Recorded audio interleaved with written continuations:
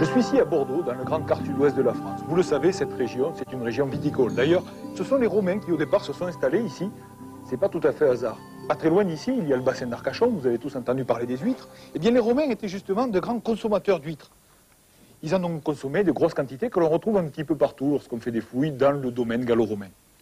Les géologues, eux, ce qui les intéresse dans la région, bien sûr, il y a les plaisirs de la bouteille, mais il y a surtout les stratotypes. Ici, dans cette région, on a défini deux stratotypes, l'aquitanien, du nom de l'Aquitaine, et le burdigalien, du nom de Bordeaux. Et qu'est-ce que c'est qu'un stratotype ?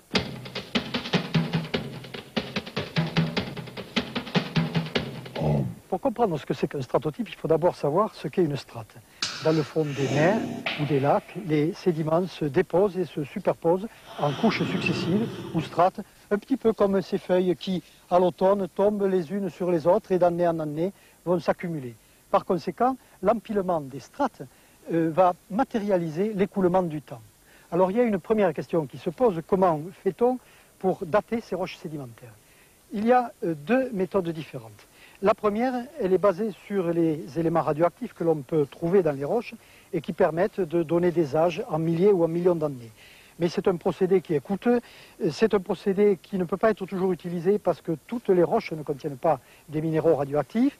Il y a donc une autre méthode qui est utilisée depuis fort longtemps et qui consiste à employer les fossiles que l'on rencontre dans les roches. En effet, depuis le début du siècle dernier, on sait que les roches qui s'accumulent les unes sur les autres ont des fossiles différents du fait de l'évolution biologique. C'est de là qu'est venue la notion d'étage.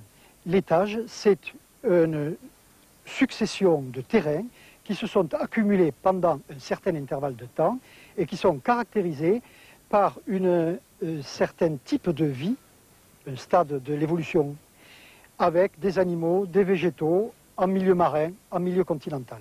Et au cours des temps géologiques, depuis 540 millions d'années, depuis le début de l'ère primaire, on dénombre actuellement une centaine d'étages. De la même manière que les jours du calendrier peuvent être désignés par des noms de saints, eh bien, les étages portent des noms qui sont dérivés de la localité ou de la région où ces étages ont été définis. Par exemple, l'aquitanien, du nom de l'Aquitaine.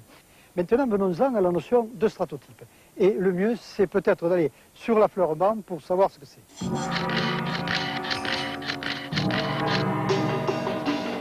Voici donc une partie d'un stratotype, le stratotype de l'Aquitanien. Le stratotype, donc, c'est une coupe de référence, c'est une succession de terrains de référence qui sert d'étalon et là où l'étage a été défini.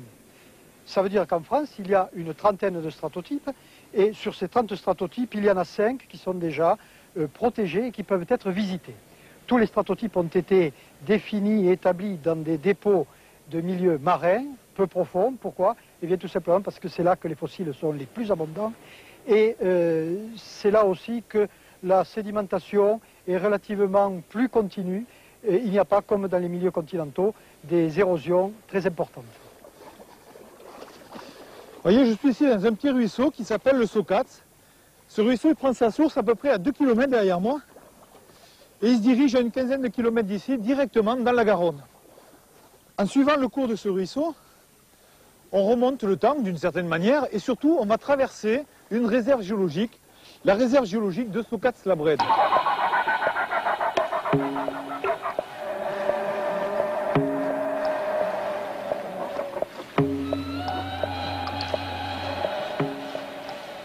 Cette réserve naturelle géologique a été créée en 1992. Elle fait partie des 10 réserves géologiques de France. D'une superficie de 70 hectares, elle protège des sites connus et étudiés depuis le siècle dernier. La richesse de ces gisements a permis l'étude d'une partie de l'histoire de notre Terre, celle du Miocène inférieur. Époque située entre moins 23 millions et moins 16 millions d'années.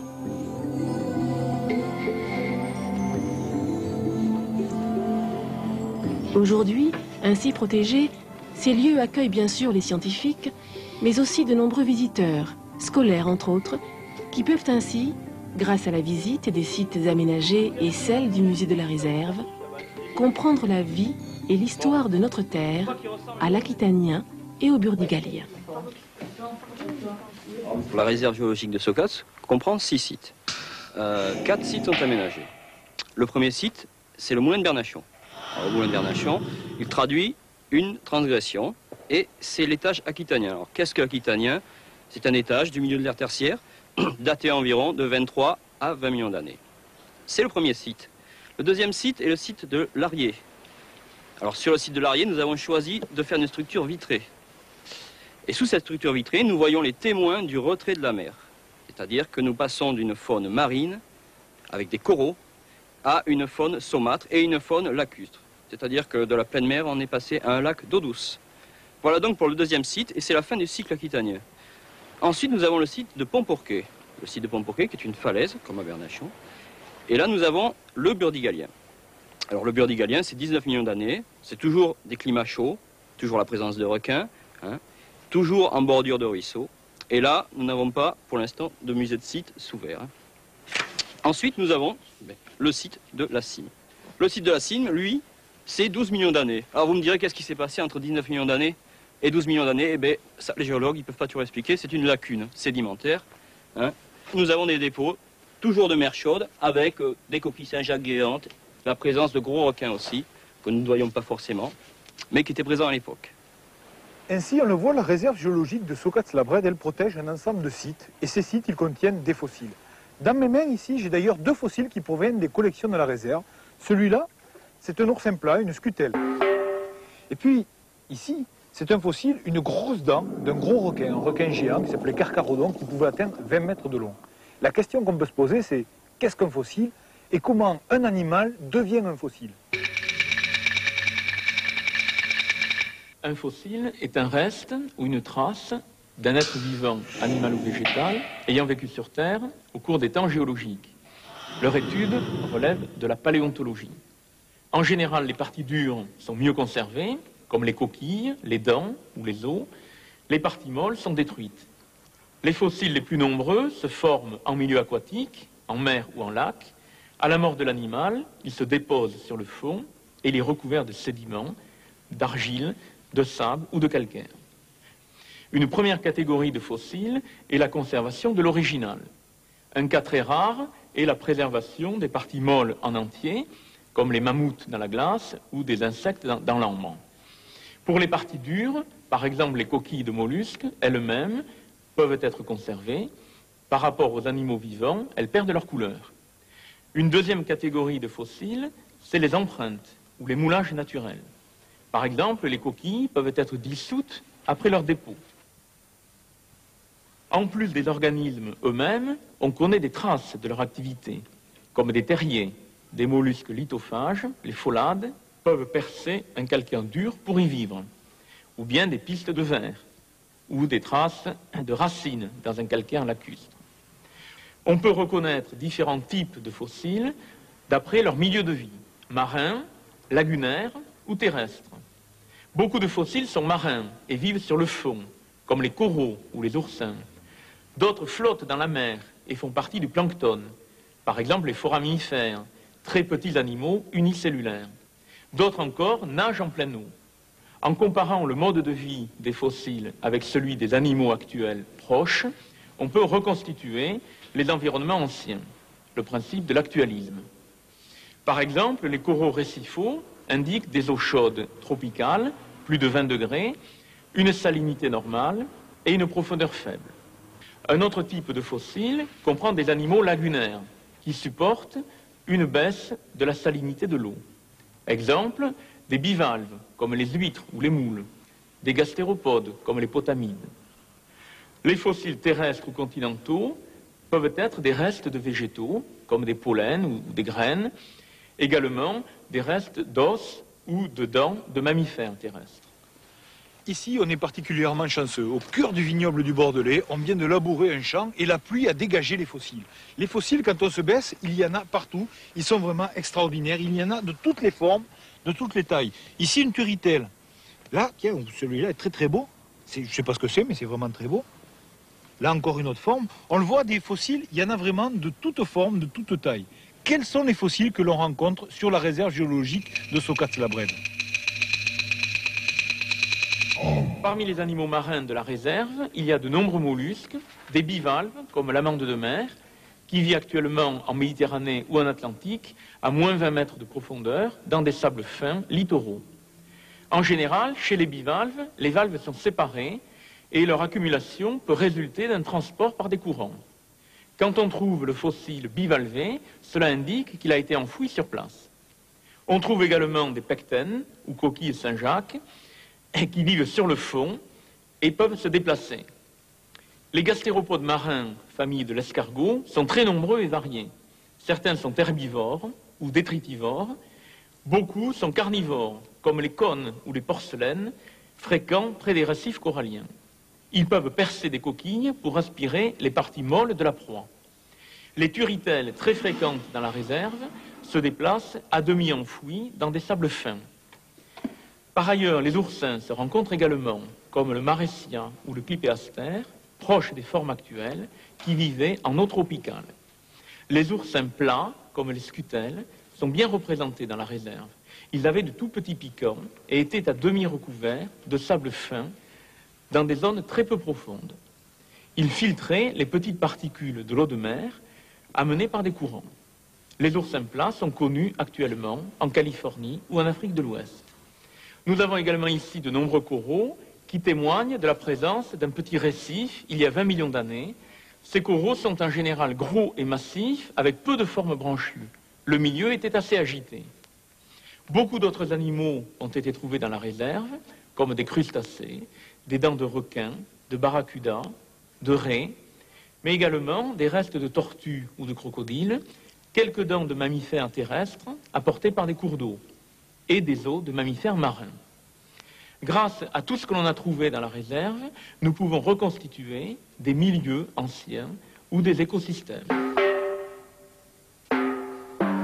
Ici, vous le voyez, nous sommes dans le département de la Gironde, pas très loin de la forêt des Landes. D'ailleurs, les Landes elles sont extrêmement présentes autour de moi. Vous voyez, on voit des pins, on voit des bruyères, on trouve des ajoncs. Il y a tout un tas de végétaux qui sont caractéristiques d'un certain environnement. Cet environnement, il était extrêmement différent il y a une vingtaine de millions d'années. Au Miocène, on a un environnement, un paysage qui est complètement différent de ce qu'il est aujourd'hui. D'abord, le climat est différent et aujourd'hui, on a cette Aquitaine qui est recouverte par la forêt landaise. On a une ligne de rivage qui est rectiligne, bordée de dunes, avec derrière ces dunes tout un chapelet de lacs qui n'était absolument pas à cet endroit-là au Miocène. En fait, le Miocène a duré pratiquement 18 millions d'années, ce qui implique que pendant ce laps de temps, toute une succession d'environnements différents sont apparus en Aquitaine. Et dans notre région, on compte 3 grandes phases marines pour cet intervalle de temps. La première de ces phases marines se situe à l'Aquitanien. L'Aquitanien, qui est entre moins 23 et moins 20 millions d'années. Et là, au début de l'Aquitanien, on a toute une série, on a une ligne de rivage qui est instable et on a toute une série de lagunes. Le bassin d'Arcachon est un exemple actuel de ce type d'environnement. Et dans ces lagunes, eh bien, on a des moules, on a des huîtres. Et petit à petit, le niveau de la mer monte. Alors là, quand je parle de la mer, il s'agit de l'Atlantique. C'est l'océan Atlantique qui était là et puis qui commence à envahir ces lagunes. Et au milieu de l'Aquitanien, on a une mer chaude, un environnement tropical avec quelques coraux. On a une faune qui est très riche, très luxuriante, beaucoup de coquillages. Et là, la mer reste pendant un certain temps, donc au milieu de l'Aquitanien. À l'Aquitanien, on a une ligne de rivage qui atteint le sud du Médoc, qui vient lécher la banlieue bordelaise et qui s'étend au sud jusqu'à Agen. Suite à cette première phase marine, on a un retrait de la mer vers l'ouest qui laisse la place à toute une série de petits lacs que l'on retrouve actuellement, notamment du côté de Socas. Et au Burdigalien, on a là la deuxième phase marine, ce Burdigalien qui a duré qui s'est étalé entre moins 20 et moins 16 millions d'années. Et là, lors du maximum de la remontée des eaux, on a énormément de restes de fossiles. On a des coquillages qui montrent un climat qui est toujours très chaud, un climat tropical, du type de celui qu'on aurait à l'heure actuelle aux Bahamas. On a donc cette faune qui est très prolifique. On a des poissons, on a des dorades, des gobies, on a des barracudas, il y a des grands prédateurs également. Sur le littoral, on a des oiseaux, et à l'intérieur des terres, sur le continent, on a une forêt que l'on connaît par les pollens retrouvés fossilisés, une forêt dominée essentiellement par des pins, mais des pins qui sont des espèces totalement différentes du pin maritime que l'on a à l'heure actuelle sur la côte landaise.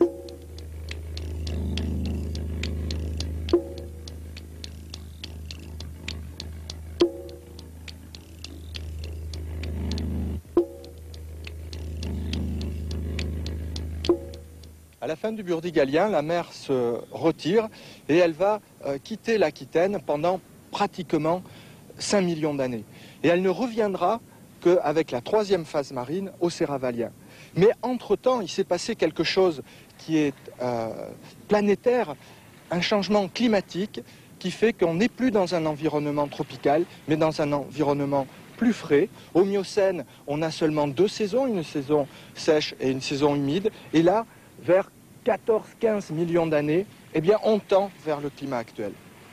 Ici, en Aquitaine, donc, la mer revient vers l'intérieur des terres, re-envahit l'Aquitaine jusque vers les bords de Garonne, et on se retrouve de nouveau dans un environnement marin. Alors là, il n'y a plus de récifs, les eaux sont trop fraîches, et on a une prolifération de grands mammifères marins. On a des cétacés, on a des baleines, on a des dauphins, on a également des phoques. Et associés à ces grands vertébrés, ces grands mammifères marins, on a des requins et des grands prédateurs, notamment le grand carcharodon mégalodon, qui devait faire 15-20 mètres de long.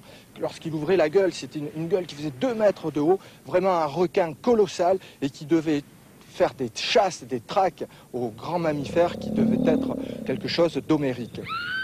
Alors, à la fin du Séravalien, la mer se retire de nouveau, et là, définitivement, la mer ne reviendra plus en Aquitaine et va s'installer petit à petit, eh bien, les paysages actuels, avec une ligne de rivage qui devient rectiligne, qui devient une côte sableuse, et avec quelques vestiges de lagunes, comme ici le bassin d'Arcachon. Je suis ici toujours dans le ruisseau du Socat, à l'extrémité du territoire qui est protégé par la réserve naturelle géologique. Ici, ce site, ça s'appelle le Moulin des Bernachons. La question qu'on peut se poser, c'est quel est le rôle d'une réserve naturelle géologique? En tout premier lieu, ça va être la protection des sites. Comme vous le savez sûrement, une réserve naturelle, c'est une réglementation qui est mise en place par le ministère de l'Environnement en vue de protéger des sites, que ce soit du milieu naturel pour la faune, la flore ou la géologie. Alors, dans le cas de la réserve géologique, la protection qui est mise en œuvre, concerne les fossiles et les roches. Donc la réglementation est relativement stricte. Il est interdit de cueillir des fossiles, il est interdit de ramasser des roches, il est interdit d'extraire, de creuser, de se promener avec une pelle. Bon, j'en passe. Le deuxième rôle de la réserve, ou la deuxième grande activité, c'est ce qu'on va appeler la gestion de la réserve. Alors la gestion, elle est assez particulière chez nous, puisqu'on fait en fait de l'aménagement de sites géologiques. Et ces aménagements vont être de plusieurs sortes. Alors, en général, on a souvent des falaises le long de ruisseaux. Dans ce cas-là, on va aménager ces falaises, c'est-à-dire dégager la couverture végétale pour pouvoir montrer les couches de roches sédimentaires qu'on a. Et on fait à côté de ça donc une passerelle pour que les gens puissent venir, et puis des panneaux pédagogiques pour qu'ils puissent comprendre. Le deuxième type de structure qu'on fait, c'est ce qu'on appelle un musée de site, c'est-à-dire en général c'est une vitrine. On va creuser dans le sol et construire autour des couches géologiques une structure vitrée où on va dégager les couches, généralement en escalier, pour pouvoir montrer les fossiles. Ensuite, les activités de la réserve, c'est aussi la mise en place d'un centre de géologie à vocation pédagogique, entre autres, où on a fait un musée dans lequel on présente les collections de fossiles, dans lequel on reçoit énormément de classes. Dans les autres activités aussi, on a un créneau recherche assez développé, vu qu'on travaille avec des universitaires qui ont des programmes de recherche, notamment sur les datations, l'étude de milieu ou des inventaires de groupes fossiles. qui sont présents sur la réserve. Bien sûr, si vous venez dans la région, vous devez prendre le temps de vous arrêter dans la réserve géologique de Socats-la-Brède. Et vous le verrez, cette région, elle est extrêmement plus variée qu'il n'y paraît. Ici, on est entre la mer et la terre. On peut y éprouver toute une multitude de plaisirs.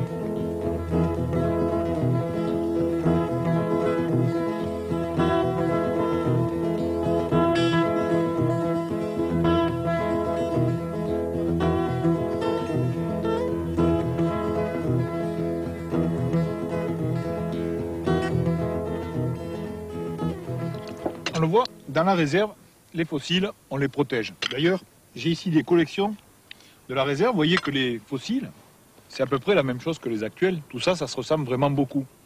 Ça, maintenant, ça peut devenir fossile. Ça, on le garde. Ici, dans la réserve, quand même, les fossiles, vous les protégez. Il est interdit de les ramasser, interdit de les récolter. Complètement. Tu me sers un petit peu là. Et pendant que tu me sers, je vais en profiter pour présenter quelques ouvrages. Tout d'abord, aux éditions Milan, dans la collection Carnet de nature, un ouvrage qui s'intitule Fossiles d'Europe. Et puis, l'ouvrage que vous avez publié sur la réserve naturelle géologique de Socats-la-Brède, publié donc par la réserve géologique et la région Aquitaine. Voilà, réalisé par la commission scientifique de la réserve. Commission scientifique, voilà. D'accord. On l'a vu, les fossiles, il y a des espèces qui apparaissent, des espèces qui disparaissent. Si vous voulez comprendre un petit peu comment ça fonctionne, je vous propose l'ouvrage de Louis de Bonis aux éditions Masson, Évolution et extinction dans le règne animal. Enfin, pour finir, un très bel ouvrage, publié sous la direction de Stéphane Jégoul, aux éditions du Seuil, Le livre de la vie. Allez, nous on va achever de déguster là, donc les fossiles actuels. Pas encore, enfin. Si les conditions de fossilisation sont bonnes, ouais, peut-être qu'on va retrouver là-dedans bientôt. Enfin, alors on va créer un crassa d'huître. Allez, au revoir.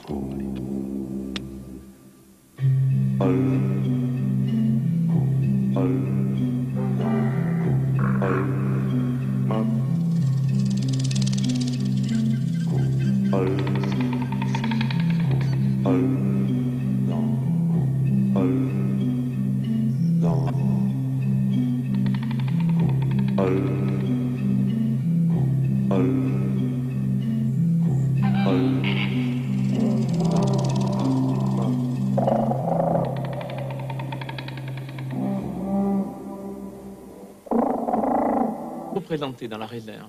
Il avait de tout petits piquants et était à demi recouvert de sable fin dans des zones très peu profondes.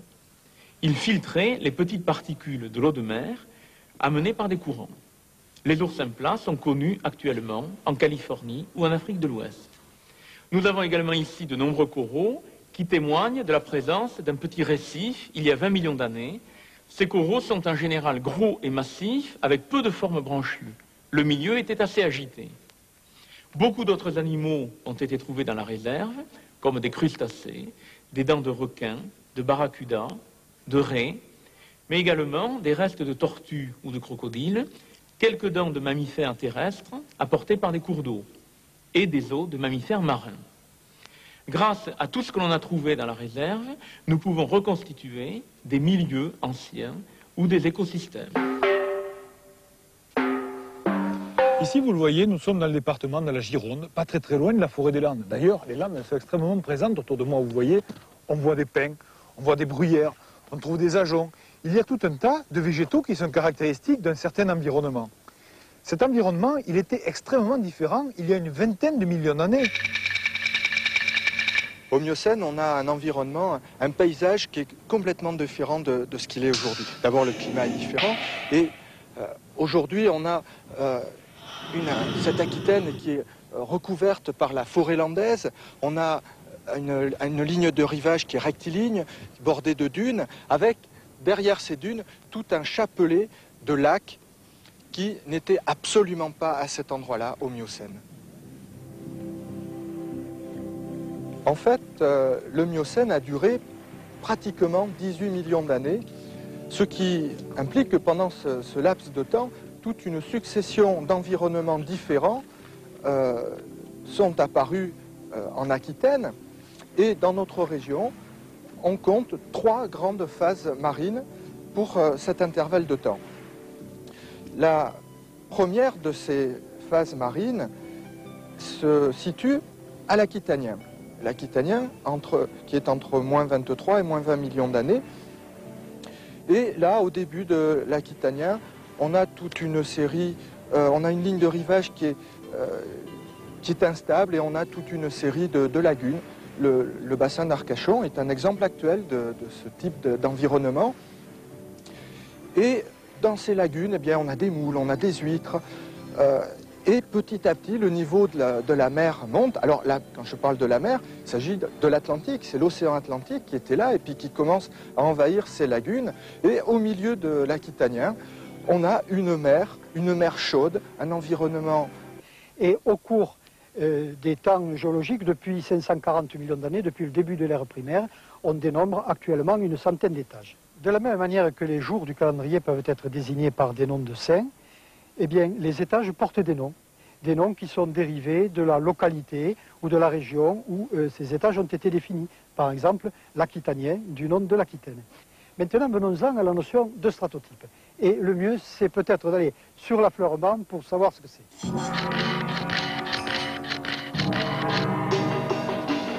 Voici donc une partie d'un stratotype, le stratotype de l'Aquitanien. Le stratotype, donc, c'est une coupe de référence, c'est une succession de terrains de référence qui sert d'étalon et là où l'étage a été défini. Ça veut dire qu'en France, il y a une trentaine de stratotypes et sur ces 30 stratotypes, il y en a 5 qui sont déjà protégés et qui peuvent être visités. Tous les stratotypes ont été définis et établis dans des dépôts de milieux marins, peu profonds. Pourquoi? Eh bien tout simplement parce que c'est là que les fossiles sont les plus abondants et c'est là aussi que la sédimentation est relativement plus continue. Et il n'y a pas, comme dans les milieux continentaux, des érosions très importantes. Vous voyez, je suis ici dans un petit ruisseau qui s'appelle le Socats. Ce ruisseau, il prend sa source à peu près à 2 km derrière moi. Et il se dirige à une quinzaine de kilomètres d'ici, directement dans la Garonne. En suivant le cours de ce ruisseau, on remonte le temps d'une certaine manière et surtout, on va traverser une réserve géologique, la réserve géologique de Socats-la-Brède.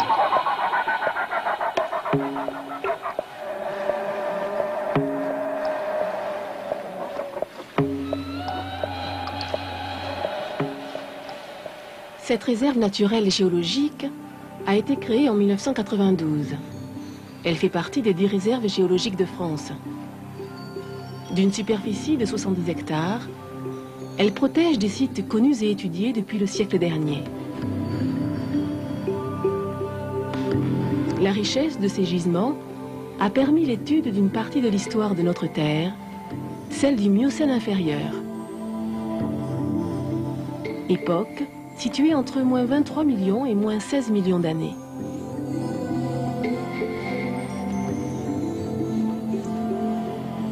Aujourd'hui, ainsi protégés, ces lieux accueillent bien sûr les scientifiques, mais aussi de nombreux visiteurs, scolaires entre autres, qui peuvent ainsi, grâce à la visite des sites aménagés et celle du musée de la réserve, comprendre la vie et l'histoire de notre terre, à l'Aquitanien et au Burdigalien. La réserve géologique de Socats comprend 6 sites. 4 sites sont aménagés. Le premier site, c'est les 10 réserves géologiques de France. D'une superficie de 70 hectares, elle protège des sites connus et étudiés depuis le siècle dernier. La richesse de ces gisements a permis l'étude d'une partie de l'histoire de notre Terre, celle du Miocène inférieur. Époque située entre moins 23 millions et moins 16 millions d'années.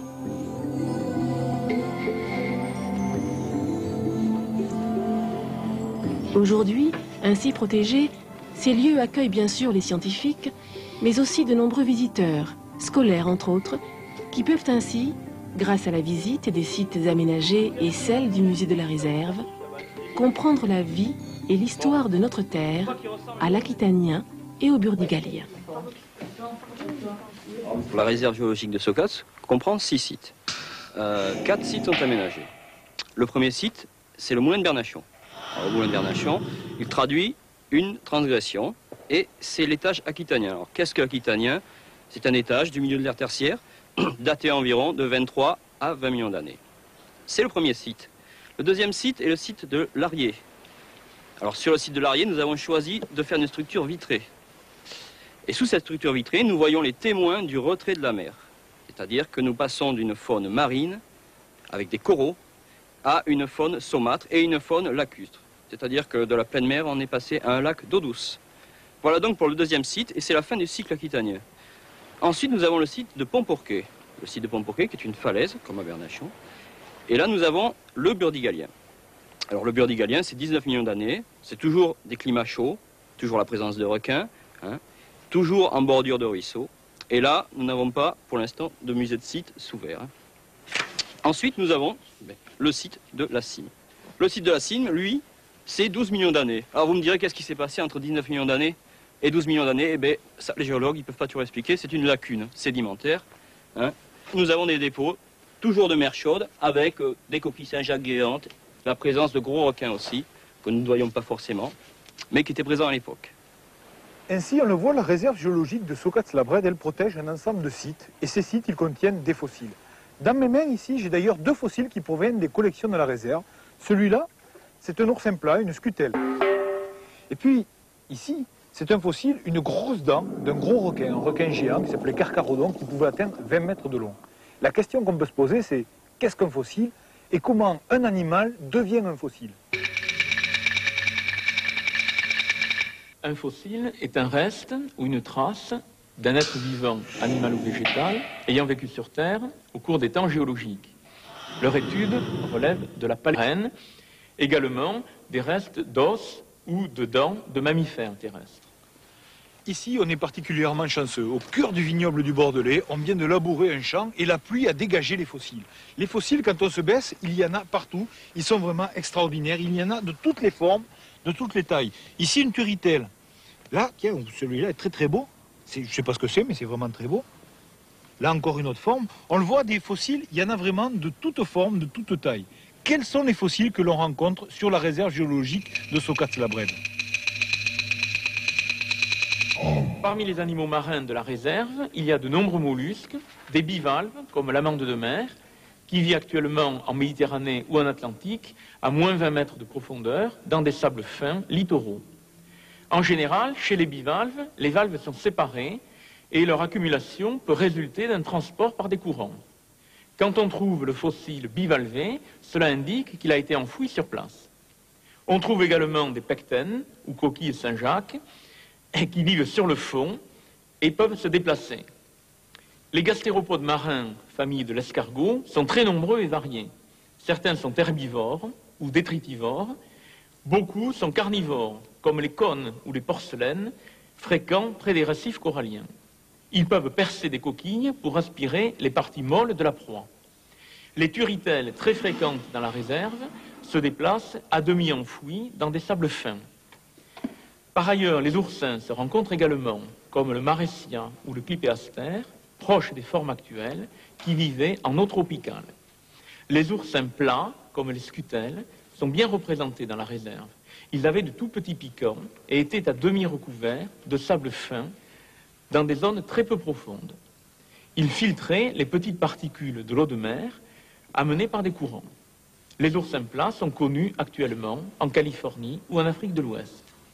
Nous avons également ici de nombreux coraux qui témoignent de la présence d'un petit récif il y a 20 millions d'années. Ces coraux sont en général gros et massifs avec peu de formes branchues. Le milieu était assez agité. Beaucoup d'autres animaux ont été trouvés dans la réserve, comme des crustacés, des dents de requin, de barracuda, de raies, mais également des restes de tortues ou de crocodiles, quelques dents de mammifères terrestres apportées par des cours d'eau et des os de mammifères marins. Grâce à tout ce que l'on a trouvé dans la réserve, nous pouvons reconstituer des milieux anciens ou des écosystèmes. Ici, vous le voyez, nous sommes dans le département de la Gironde, pas très loin de la forêt des Landes. D'ailleurs, les Landes, elles sont extrêmement présentes autour de moi. Vous voyez, on voit des pins, on voit des bruyères, on trouve des ajoncs. Il y a tout un tas de végétaux qui sont caractéristiques d'un certain environnement. Cet environnement, Ou coquilles Saint-Jacques, qui vivent sur le fond et peuvent se déplacer. Les gastéropodes marins, famille de l'escargot, sont très nombreux et variés. Certains sont herbivores ou détritivores. Beaucoup sont carnivores, comme les cônes ou les porcelaines, fréquents près des récifs coralliens. Ils peuvent percer des coquilles pour aspirer les parties molles de la proie. Les turritelles, très fréquentes dans la réserve, se déplacent à demi enfouis dans des sables fins. Par ailleurs, les oursins se rencontrent également, comme le maressia ou le clipéaster, proches des formes actuelles, qui vivaient en eau tropicale. Les oursins plats, comme les scutelles, sont bien représentés dans la réserve. Ils avaient de tout petits piquants et étaient à demi recouverts de sable fin dans des zones très peu profondes. Ils filtraient les petites particules de l'eau de mer amenées par des courants. Les oursins plats sont connus actuellement en Californie ou en Afrique de l'Ouest. Nous avons également ici de nombreux coraux qui témoignent de la présence d'un petit récif il y a 20 millions d'années. Ces coraux sont en général gros et massifs avec peu de formes branchues. Le milieu était assez agité. Beaucoup d'autres animaux ont été trouvés dans la réserve, comme des crustacés, des dents de requin, de barracuda, de raies, mais également des restes de tortues ou de crocodiles, quelques dents de mammifères terrestres apportées par des cours d'eau et des os de mammifères marins. Grâce à tout ce que l'on a trouvé dans la réserve, nous pouvons reconstituer des milieux anciens ou des écosystèmes. Ici, vous le voyez, nous sommes dans le département de la Gironde, pas très loin de la forêt des Landes. D'ailleurs, les Landes, elles sont extrêmement présentes autour de moi. Vous voyez, on voit des pins, on voit des bruyères, on trouve des ajoncs. Il y a tout un tas de végétaux qui sont caractéristiques d'un certain environnement. Cet environnement, il était extrêmement différent il y a une vingtaine de millions d'années. Au Miocène, on a un environnement, un paysage qui est complètement différent de ce qu'il est aujourd'hui. D'abord, le climat est différent et aujourd'hui, on a cette Aquitaine qui est recouverte par la forêt landaise. On a une ligne de rivage qui est rectiligne, bordée de dunes, avec derrière ces dunes tout un chapelet de lacs qui n'était absolument pas à cet endroit-là au Miocène. En fait, le Miocène a duré pratiquement 18 millions d'années, ce qui implique que pendant ce laps de temps, toute une succession d'environnements différents sont apparus en Aquitaine. Et dans notre région, on compte 3 grandes phases marines pour cet intervalle de temps. La première de ces phases marines, le stratotype de l'Aquitanien. Le stratotype, donc, c'est une coupe de référence, c'est une succession de terrains de référence qui sert d'étalon et là où l'étage a été défini. Ça veut dire qu'en France, il y a une trentaine de stratotypes et sur ces 30 stratotypes, il y en a 5 qui sont déjà protégés et qui peuvent être visités. Tous les stratotypes ont été définis et établis dans des dépôts de milieux marins, peu profonds. Pourquoi? Eh bien tout simplement parce que c'est là que les fossiles sont les plus abondants et c'est là aussi que la sédimentation est relativement plus continue. Et il n'y a pas, comme dans les milieux continentaux, des érosions très importantes. Vous voyez, je suis ici dans un petit ruisseau qui s'appelle le Socats. Ce ruisseau, il prend sa source à peu près à 2 km derrière moi. Et il se dirige à une quinzaine de kilomètres d'ici, directement dans la Garonne. En suivant le cours de ce ruisseau, on remonte le temps d'une certaine manière et surtout, on va traverser une réserve géologique, la réserve géologique de Socats-la-Brède.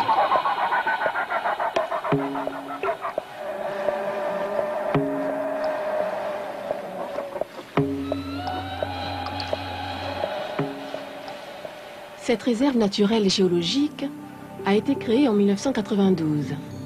Elle fait partie des 10 réserves géologiques de France. D'une superficie de 70 hectares, elle protège des sites connus et étudiés depuis le siècle dernier. La richesse de ces gisements a permis l'étude d'une partie de l'histoire de notre Terre celle du Miocène inférieur. Époque située entre moins 23 millions et moins 16 millions d'années.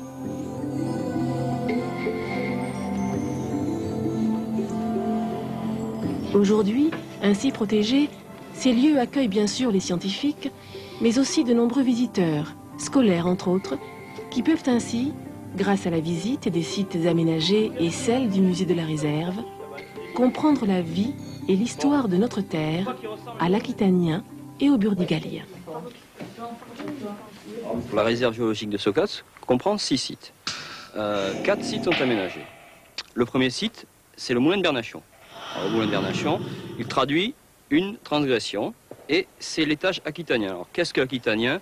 C'est un étage du milieu de l'ère tertiaire daté environ de 23 à 20 millions d'années. C'est le premier site. Le deuxième site est le site de l'Arié. Alors sur le site de l'Arié, nous avons choisi de faire une structure vitrée. Et sous cette structure vitrée, nous voyons les témoins du retrait de la mer. C'est-à-dire que nous passons d'une faune marine, avec des coraux, à une faune saumâtre et une faune lacustre. C'est-à-dire que de la pleine mer, on est passé à un lac d'eau douce. Voilà donc pour le deuxième site. Et c'est